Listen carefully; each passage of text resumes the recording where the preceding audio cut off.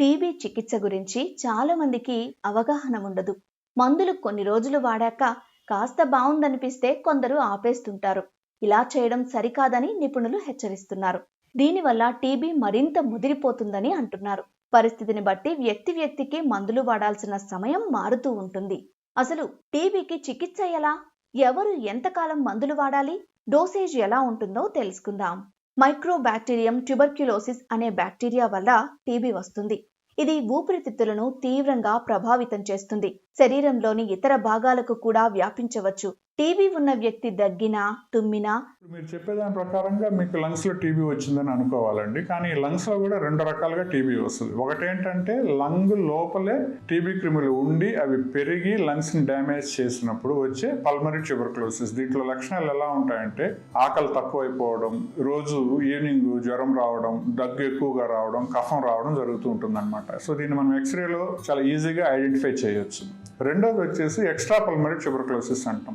Extra pulmonary tuberculosis అంటే ఈ మన శ్వాసనాళం చుట్టుపక్కల గడ్డలు రావడం, లేదంటే ఊపిరితిత్తులకి పైన ఏదైతే కవరింగ్ ఉంటుందో ప్లూరా అని, ఆ ప్లూరాలో నీరు వచ్చినప్పుడు ప్లూరల్ ఎఫ్యూజన్ అంటాం, అప్పుడు కూడా టీబీ రావచ్చు అనమాట. సో ఇవి రెండు రకాల డిఫరెంట్ టైప్స్ ఆఫ్ ప్రెజెంటేషన్ టీబీలోనే. గాలిలోకి వచ్చే సూక్ష్మ కణాల ద్వారా ఈ వ్యాధి ఇతరులకు వ్యాపిస్తుంది. రోగ నిరోధక శక్తి తక్కువగా ఉన్న వారికి ఇది వచ్చే ముప్పు ఎక్కువ.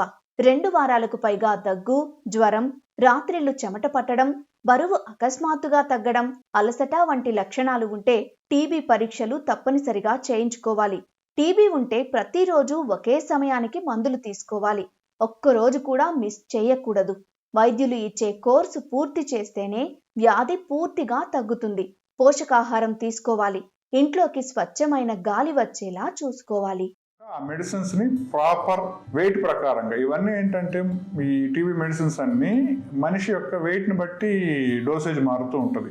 అందరికీ ఒకటే డోసు మెడిసిన్స్ ఇవ్వడానికి వీలు లేదనమాట. అలా కానీ ఇస్తే సరిగ్గా పనిచేయవు. సో మొదటిది సరైన మోతాదులో వెయిట్ ప్రకారంగా మొదటి రకం మందుల, రెండో రకం మందుల అనేది ఇవ్వడం జరుగుతూ ఉంటుంది.